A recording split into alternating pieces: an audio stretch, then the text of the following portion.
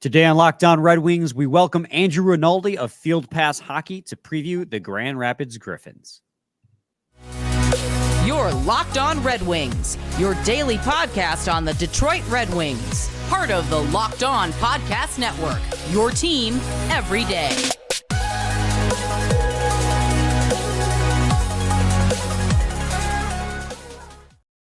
Welcome back to the Locked On Red Wings podcast. We are your hosts, Brian Fisher and Scotty Bentley. I'm a podcast producer for the Daily J, a WWJ News Radio podcast. Well, Scotty's a host over at Locked On Tigers, as well as a freelance journalist of the Detroit News. And today's episode is brought to you by Sleeper. Download the Sleeper app and use promo code LOCKEDONNHL to get up to $100 match on your first deposit. Terms and conditions apply. See Sleeper's terms of use for details. Scotty, we are happy to welcome back Andrew Rinaldi, the Grand Rapids Griffins beat writer for Field Pass Hockey. He's also kind of a traitor because he also covers the Chicago Wolves, which doesn't feel morally right, but we'll give him a pass because he does a good job with the Griffins. Andrew, welcome back. How you doing, buddy? I'm doing great. You know, the Wolves were the first beat, but they're not the one in my heart. So I listen the knife in there a little bit, but you know what? I always appreciate you guys bringing me on here. It's always a great time talking with you guys. And, it's the hockey season's, it's just a couple more sleeps away, and I couldn't be more stoked. This is the best time of the year. Absolutely. I mean, hockey's back, right, Scotty? Like today, obviously we're recording this on Tuesday and it'll be Wednesday's episode, but we're 15 minutes from puck drop because doesn't the Nashville Predators game start at 5:00? Yeah. So, I mean, like hockey's back. Scotty, we are so back. We are for real. So back. Get Bedard's tonight too. Yeah. Bedard. Yeah. Crosby versus Bedard be a big, the passing of the torch, I guess. Not sure if you guys have heard about it, but I'm not sure if anyone's told you, but this guy Bedard for the Blackhawks is playing. Yeah. I mean, no way we could have known about that. But yes, Andrew, thanks again for joining us. We're going to kind of pester you with Grand Rapids Griffin questions. And Scotty, I mean, without further ado, do you want to kind of get right into it? Yeah. So I'm going to be completely honest. My first question I have and not that like you have any different like insight or an angle on this than like the conversation that's been happening with everybody, but like I just want your instant reaction to the fact that Berggren is starting off the season in Grand Rapids. Like instant, like obviously for you, you get to cover a team with Berger on it, which is dope. But like, how shocking was that? Do you think that he's gonna be here for like a minute? Like, what's kind of the feel on that off the bat? Yeah, well, I mean, selfishly, I'm pretty stoked to at least see him for the home opener. The first couple of games. This. He was one of my first podcast guests on our podcast at the Holy Grail on Field Pass Hockey. So kind of seeing him again around town after I thought for sure he was a shoe-in for the lineup, but I don't want to treat it as like, the sky's falling or that he's going to be a step behind or anything. I think when it comes down to it, you look at the situation where it's either he sticks around up there in Detroit and, he's getting healthy scratched, or he's playing 10, 11 minutes down there in the fourth line on a role that's not really suitable for him.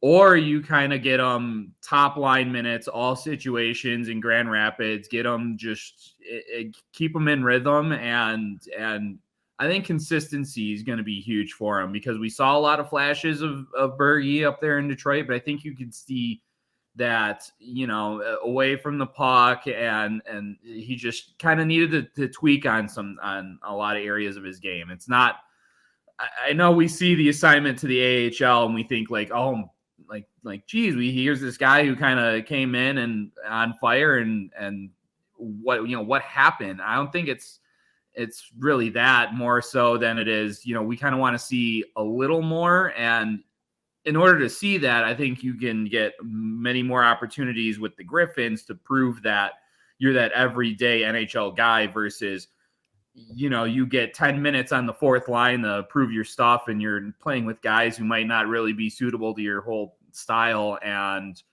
oh man, you can't, get 30 assists there when you're feeding it to a fourth liner. So it's all of a sudden you kind of start thinking what are we doing wrong with this guy? I don't think he's going to stay there long. I think first injury that happens on up at forward, he's going to be the first guy called up. And It's going to be a temporary solution. I think if Vasilevsky's not hurt and Detroit sends a goaltender down through the waiver wire, maybe he stays up. But that's just one of the things about not having to go through waivers is that you're going to be the guy who gets sent down. That's just the fact of the matter. I don't think it's time to hit the panic button on Bergie. I think we just got to see his game mature a little bit more, but that's just going to come with time. It's going to come with reps, and he's going to get all of that in Grand Rapids.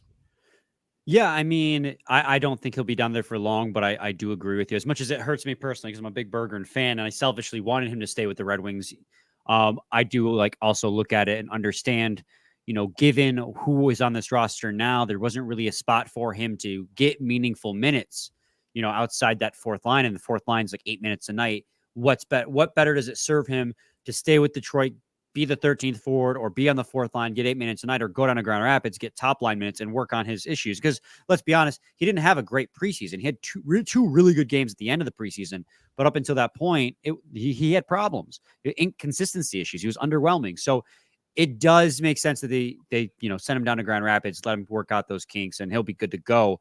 I got a question too about, obviously there's a lot of players we can talk about, but I think the biggest thing that happened this offseason was getting a new head coach. The Grand Rapids Griffins, Dan Watson, who's the coach of the Toledo Walleye in their phenomenal run last year in the postseason, is now the head coach of the Grand Rapids Griffins. And he has a connection with Derek Lalonde.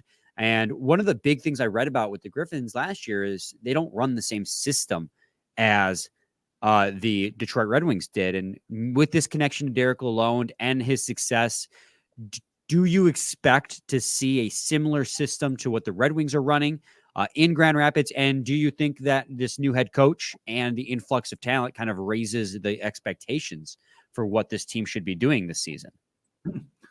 Oh, yeah. I think it was made pretty clear in the exit interviews with Sean Horkoff that 2 seasons, no playoffs is really not acceptable for this franchise. When it's talking about getting your players developed and ready for the big time, you're missing out on a lot of big minutes there, not seeing any postseason hockey. So change had to be made. And Dan Watson was the guy. He's obviously got that connection up top with Gru there. And I definitely think that there's a raised level of expectations. I mean, we saw what the Walleye did down in the coast. I know it's not called the coast anymore, but everyone still calls it the coast. Yeah. And you see what he's capable of there. You see kind of this same style that is going to be mirrored in Detroit as well. So there's not going to be those bumps in the road for guys coming up or coming down. It's going to be kind of more of a smooth transition from American League to National League. And that's kind of what really helped, kind of bring them in from Toledo up here in the Grand Rapids. and again, but with expectations, it's certainly going to be a different looking team than last year. There's a lot more youth, definitely on the blue line, and up front you got Amadeus Lombardi. Carter Mazer had a cup of coffee at the end of this last season. He's probably going to be a full timer here. Cross Hannes is another guy who I thought he looked good in the preseason. He had a real good start last year and kind of had a shoulder surgery that took out, unfortunately, most of his second half. But there's a lot of these guys that are going to, it's certainly a different look in terms of expectations. I don't want to say oh yeah, this team's going to go and burn the barn down, but from no playoffs for 2 straight years, these moves were put in place because they want to see this team in the postseason. It's going to help the Red Wings long-term. It's going to help the Griffins in the short term. And I don't want to call exactly that, it's going to be playoffs or bust for this team, but playoffs are kind of the low bar for this team. Absolutely. We're going to take a quick break, and when we return, we're going to continue this conversation with Andrew Rinaldi, the Griffins beat writer for Field Pass Hockey. But first, I got to talk to you guys today about Sleeper. The NHL season is finally here. Do the Red Wings finally have the season that we hope they're going to have? Well, I got to tell you guys today about the Sleeper app. And if you love the NHL, you're going to love this app. The Sleeper app is the official daily fantasy app for the Locked On NHL network, and it's going to be your go-to daily fantasy sports app, and especially for daily fantasy hockey. With Sleeper, you can win 100 times your cash on daily fantasy. The NHL has never been more exciting than it is now, with studs like Connor McDavid, Alex Ovechkin, Crosby, et cetera, et cetera. I don't know if you guys have heard, but there's this guy named Connor Bedard who might be that new rising star in the league. Just pick more or less on stats for these stars like goals, assists, saves, plus, minus, and more. You heard me right, Locked On Red Wings fans. 100 times payout on your Sleeper picks. So start paying attention and get your picks right, and you could win big. Use promo code LOCKEDONNHL, and you'll get up to $100 match on your first deposit. Terms and conditions apply. That's Locked On NHL. See Sleeper's terms of use for details. Also got to talk to you guys today about BetterHelp. If you're thinking of starting therapy, you guys got to give BetterHelp a try. It's entirely online, designed for convenient, flexible, and suited to your schedule. Just fill out a brief questionnaire and get matched with a licensed therapist and switch therapists anytime for no additional charge. Make your brain your friend with BetterHelp. Visit BetterHelp.com/LockedOnNHL today to get 10% off your first month. That's BetterHelp, HELP.com/LockedOnNHL. Quality Segment 2, Locked On Red Wings podcast, after 2 flawless ad reads, as these 2 gentlemen will back me up on. Totally didn't cut a bunch of starts and stops out. We're continuing our conversation on the Grand Rapids Griffins season preview. And Scotty, I'm going to need you to lead this segment off while I reset and recuperate after that, because I just know I'm going to stumble my way into segment 2 here. So get the ball rolling for me, buddy. I think you should not cut anything and just leave it so everybody can see what we just went through for the last 5 minutes. I think, honestly, just to wrap up the conversation on the coaching change, I just am more just curious if you've heard anything, seen anything, etc., already of like excitement around the change. I don't know if you've like talked to any players yet, or if that doesn't start until like the season starts or whatnot. But I'm curious if there is, like already kind of a different, maybe mentalities too, like aggressive of a word, but like, I don't know, mindset, or if there's already thoughts or opinions on the change at the top. Yeah, I haven't had a chance to get in touch with any of the players yet. Yeah, I'm on Friday, of course, I'm going to be there at Van Andel. It'll be a little different, but you can definitely tell, at least from the fan base side of things, I kind of felt like definitely at the second half of last season, just kind of wading through the fire Simon chants and having to try and be like, hey guys, he's for all the L's that came in through the column.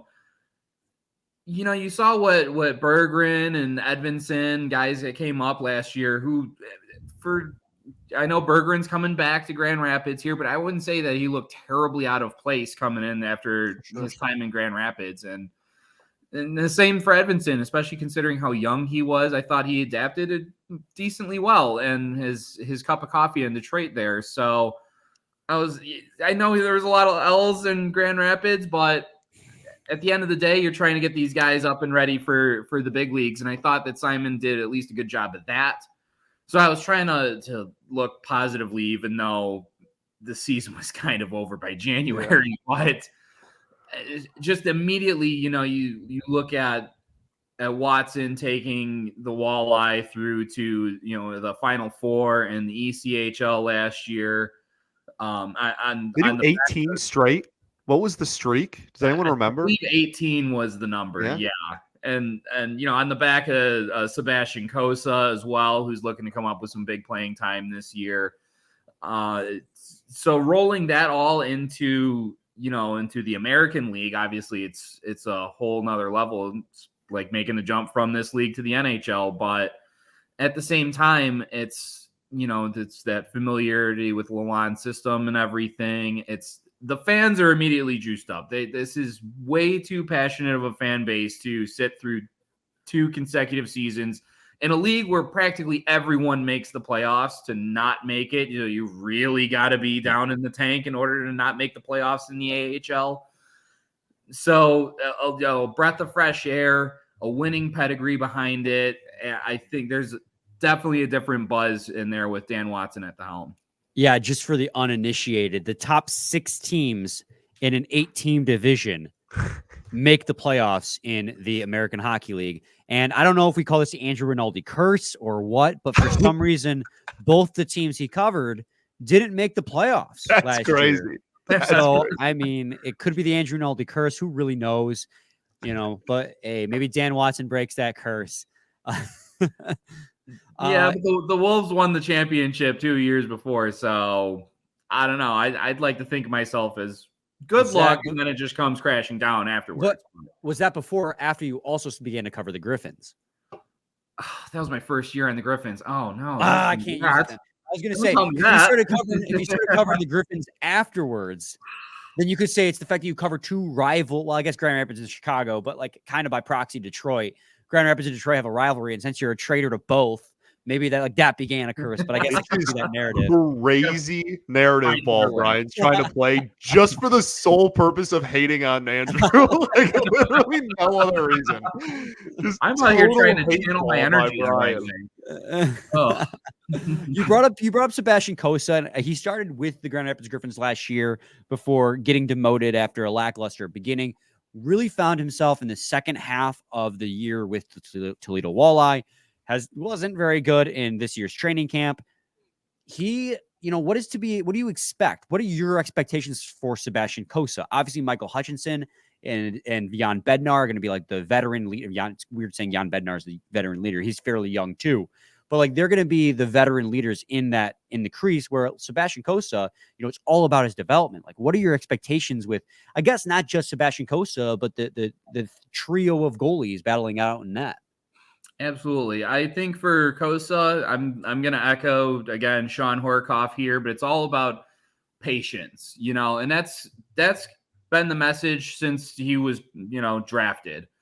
He's always been kind of a goalie who's going to take some time to cook and develop. He was never going to be a guy to just burst out of the scene and like, all right, well, he's going to, start for the Red Wings next year and he's going to take us to the conference finals. It's just, he was never meant to be that guy.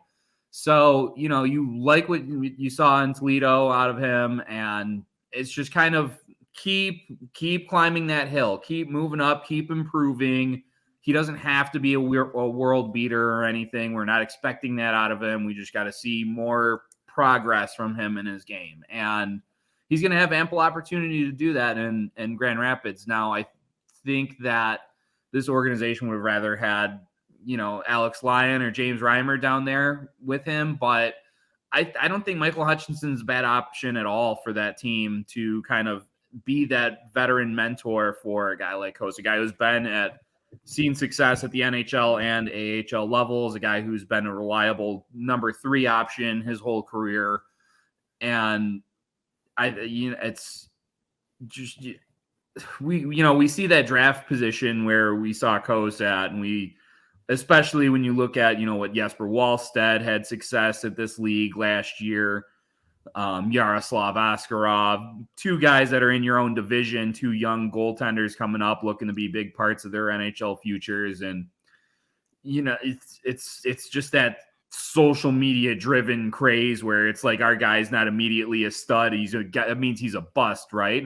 That doesn't really work like that. So, you got to take a breath sometimes and just let him grow into his role. I think, the sky's the limit for this guy. We've seen what he's done in Toledo. We've got glimpses of it in this preseason.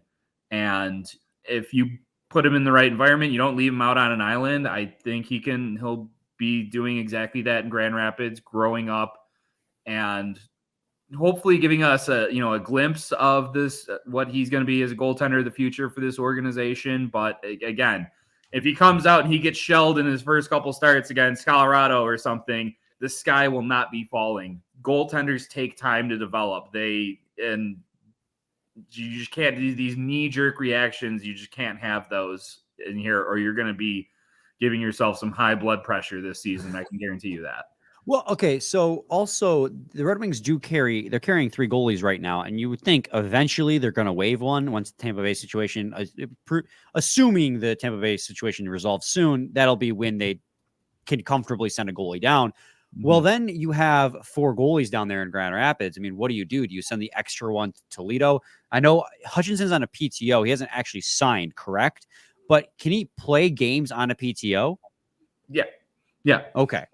And then I don't know the exact time frame of that, but yeah, in a tryout he can play, and then Grand Rapids can sign him and after a certain amount of time, and yeah, he's ready to go. So I think they're trying to play a game 25 games here with Tampa. Yeah. Play A game of chicken here with Tampa, and hopefully they can get one of Lyon or Reimer. I'm not sure. At first I thought it was like Lyon was for sure going to be the guy, but as it kept going on, I wasn't 100% on either one being, oh yeah, this is going to for sure be the number one down there in Grand Rapids. So again, it's hoping that Tampa kind of puts their eyes somewhere else. And I mean, you see in Buffalo and Montreal, 2 other teams in the division that are, no one wants to give the Lightning any free favors at this point. So 5 teams with 3 goalies to start off the year. Yeah, that's pretty wild. 3 in the Atlantic. Right. Yeah, right. So, as for that, I think you're gonna see John Letherman and Jan Bednar spending a lot of time in Toledo, getting their reps in, and I think it's better for those guys to be playing than be sitting as the third guy in the room in Grand Rapids. So, excuse me. And we've seen Letherman down there have success both in Grand Rapids and in Toledo, and Bednar, I think, is kind of the same situation where you just kind of let this guy play as many games as you can, let him grow up and see what you got in him. So I think Kosa is for sure kind of the guy that's kind of locked in at that spot, right? We've seen what he's done in Toledo. No real reason to go back there. Let's see what you got in Grand Rapids, and then you can throw Hutchinson in there, Bednar, Letherman. It's kind of whoever's going to come out and take that job and take those starts away. And I think the competition is good for all of these guys. It's going to push them to want to be better, play better. And, the better you are, the more time you're going to see there in Grand Rapids. Absolutely. We're going to take another quick break, and when we return, we'll finish up this conversation, previewing the Grand Rapids Griffins season. But first, I got to talk to you guys today about Jase Medical. Everyone should be empowered to care for themselves and their loved ones during the unexpected. That's why Jase Medical offers the Jase Case. The Jase Case provides 5 antibiotics for emergency use and gives you a peace of mind so that you are not just hoping that you have the access to medication in an emergency. Jase Medical makes sure you have the medication in hand. Jase Medical is simple. They handle everything from the online evaluation to licensed pharmacy medication delivery and ongoing consultation and care. Don't get caught unprepared. Get $20 off these antibiotics today from Jase Medical by using the code LOCKEDON at checkout on jasemedical.com. That's JASE medical.com. Segment 3, Locked On Red Wings podcast. Scotty, I believe you're up, buddy. What you got for Andrew? Yeah, well, I mean, first off, I just want to say that I completely agree with the Kosa thing. It's so funny. Like on draft night, people are like, oh, he'll take like 6 or even 7 years to develop. And now like people are freaking out that he's not ready in 2. It's like, did we forget what happened? Like what happened to the patience that was preached on draft night? So I'll start off with that. But I guess we can just kind of just like go down the line of the other like big name prospects that you're going to be seeing. We already talked about Berger a little bit. Now we've talked about Kosa. Tell me about Edmondson. There was a little bit of a conversation at one point around like, is he going to make the team out of camp? Like people were really, really, Brian and I included, were really, really impressed with what we saw out of him in the preseason.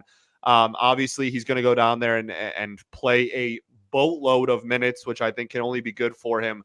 Tell me just about what you're expecting to see from him down there and kind of what the expectation is of the organization for him.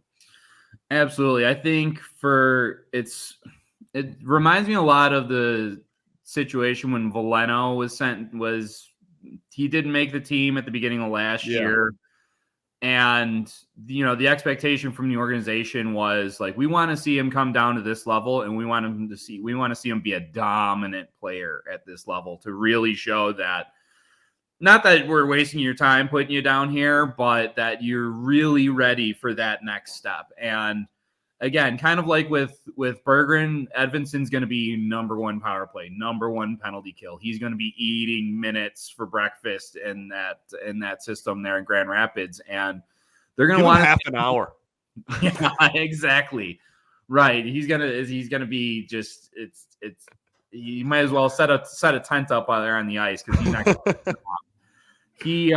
but he's gonna go down there and he's gonna show, he's gonna be the guy in every situation. He's going to show that he's bigger than this stage. I think he's going to come on here and he was already a big boy at 19 last year, and so to now come down here in that same level, right? It's dominate this league, prove to us that, you're going to come up there at the NHL and not miss a beat.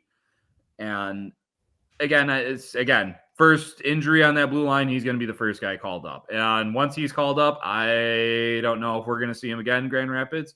I'm going to enjoy his time here while he's here. Him and Bergie both. But yeah, I think the expectation from this organization is they want to see him control the game as the way that he should in that level. Absolutely. So my next question for you, Andrew, and I know we're getting close to time here. I would know for sure if Scotty didn't mess up the ad reads like 5 times. So our clock's a little off.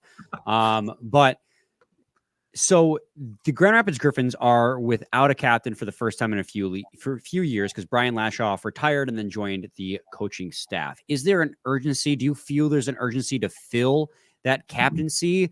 And, who do you think it is and why is it going to be Taro Hirose? I love Taco. But I think it's gonna be Dominic Shine. I mean, I like Dominic Shine a lot too. He's a dog. I love Shiner. Absolute dog. Oh yeah, absolutely. I'd love to see him on the Lions. I think he'd fit right in with that culture. And he's my favorite soundbite from Ben Simon over my time here on the beat was that he would go into a foxhole with Dominic Shine at any time. And that just kind of speaks to you, the character of this guy. I mean, he's not very loud or boisterous, but he shows up every shift and gives it his all. And he's been a guy at this league for, I wish I had the number of years on off the top of my head, but he's been in the AHL since 17. I have elite prospects up right now. So let's be way to come through.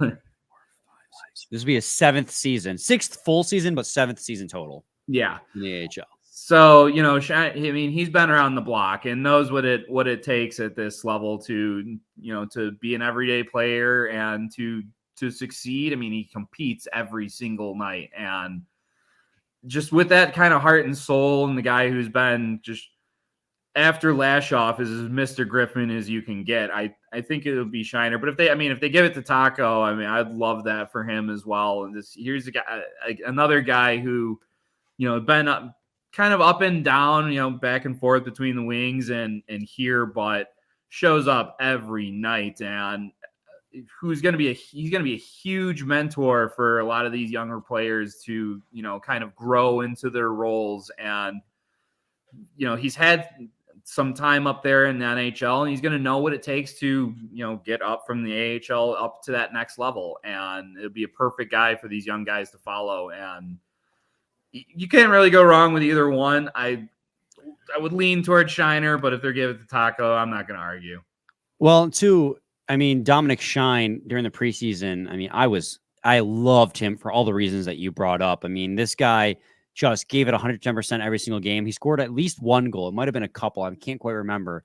But, during the preseason, on the lines he was on, they were usually a pretty dominating line because, granted, again, preseason, So not everyone's going 110%, but he was. And so that's a big reason why his line was doing really well out there. So I was a big fan of Dominic Shine, and that makes perfect sense. Scotty, do you have any more questions? I mean, there's tons of guys we didn't talk about. No, like well, my last one is just kind of like overarching. I just want overall your expectations, I guess, for the season. I mean, Brian kind of has it written on our itinerary here. Like, obviously, there's a lot of youth. There's a lot of highly regarded prospects on this team. New coach, like, et cetera, et cetera. I think it's one of the better Griffins rosters we've seen in quite some time. I just overall, kind of, what's your expectation for him this season?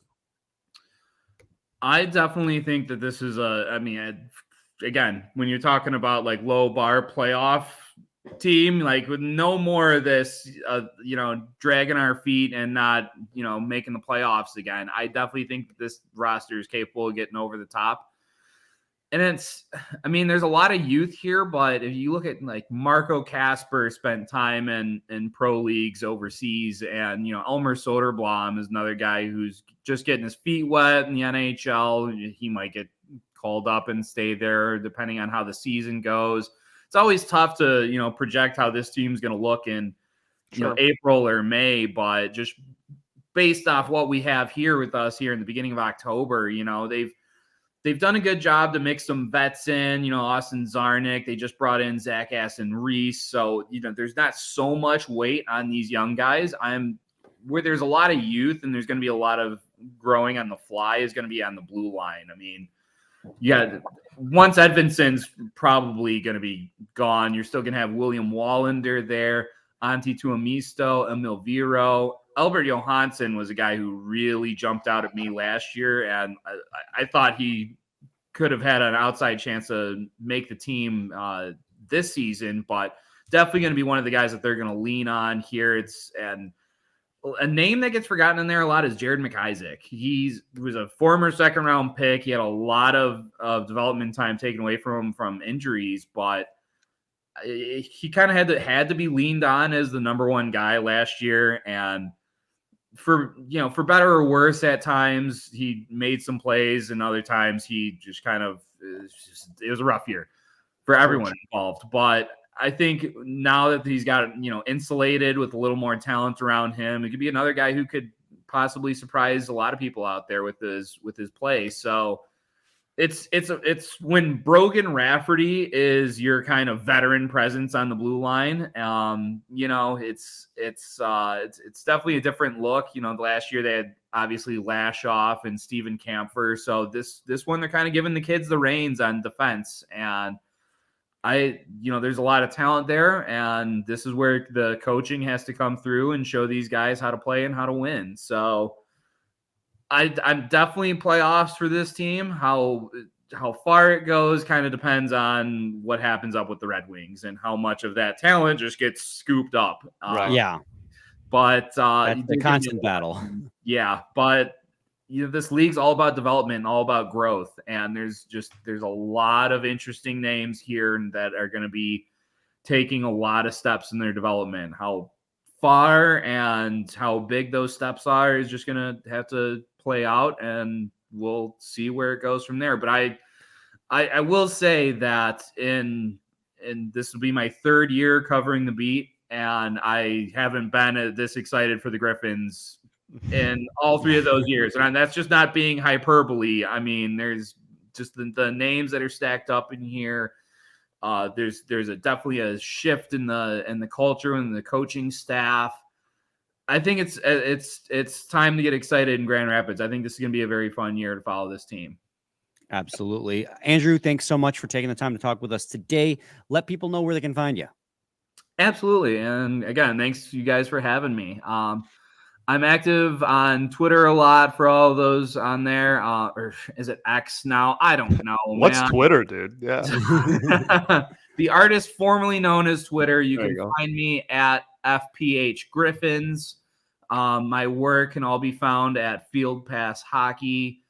Like I said, I cover the Griffins and the Chicago Wolves there, but I live tweet during the games. I probably post the videos of all the action going on. So, and I genuinely enjoy just kind of talking hockey with the fans, as long as you don't come up there and call me an idiot or something like that. I'll generally just kind of ignore that stuff, and there's a lot of it, trust me. But I genuinely enjoy this sport. I enjoy the fans. This is kind of why I do it to begin with. So if you can find me there and shoot me a cordial message, it'll be a great time. Awesome. Again, thank you so much, I appreciate it. Scotty, you got any final thoughts, buddy? We ball, baby. We ball. We'll be back with a new episode tomorrow, previewing the first game of the NHL season.